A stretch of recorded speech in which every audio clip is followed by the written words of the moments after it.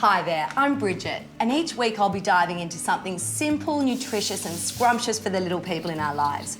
Today I'm going to be cooking fish cakes with mushy peas.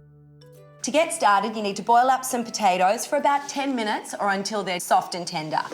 You'll need tinned mackerel, red delight potatoes, Dijon mustard, canned corn and parsley. Click here to get the full recipe and add all the ingredients to your trolley when you shop online. Mash the potatoes up till they're nice and soft and mushy. I'm going to transfer the mash into this bowl and then add all the beautiful ingredients. I'm going to add 2 teaspoons of Dijon mustard, zest of a lemon, because it adds a really gorgeous lift to this dish, and about a tablespoon worth of juice. I'm catching the seeds in my hand. I just find it easier than using a juicer and then having to wash it. I'm going to do 2 tablespoons of parsley, just a rough chop. If your kids aren't a fan of parsley, you could swap it out for any herb they like. I think dill would work really well with this, or shredded rocket. I've boned and skinned my mackerel and I'm just going to crumble it straight in. This is the good fish oil. This is what you want to give your kids for homework time, for brain power.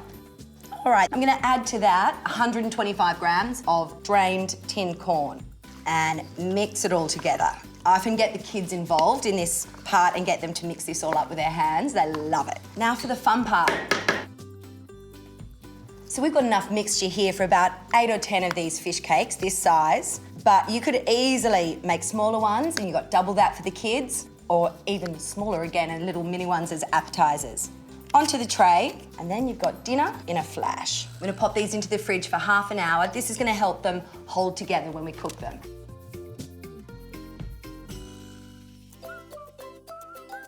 So here they are, back out of the fridge, nice and firm, and ready to be floured and shallow fried. So half a cup of flour and a teaspoon of paprika, and I'm just gonna stir that around. To make sure the flour sticks nicely to the fish cakes, I'll just prepare an egg wash. Now simply brush the fish cakes with the egg wash, both sides. I'm just gonna pop this into the flour and paprika mix because I want to create a coating, because these are going to crust up and turn beautifully crispy and golden when they're fried. Now juggle them about to get rid of the excess flour. And they're ready for the pan. As you can see, I've already made a start and I'm onto a new batch. I'm just adding some extra oil to fry off these last 2 fish cakes. You cook these for about 3 minutes each side or until they're just lightly golden brown and crispy, like these ones here.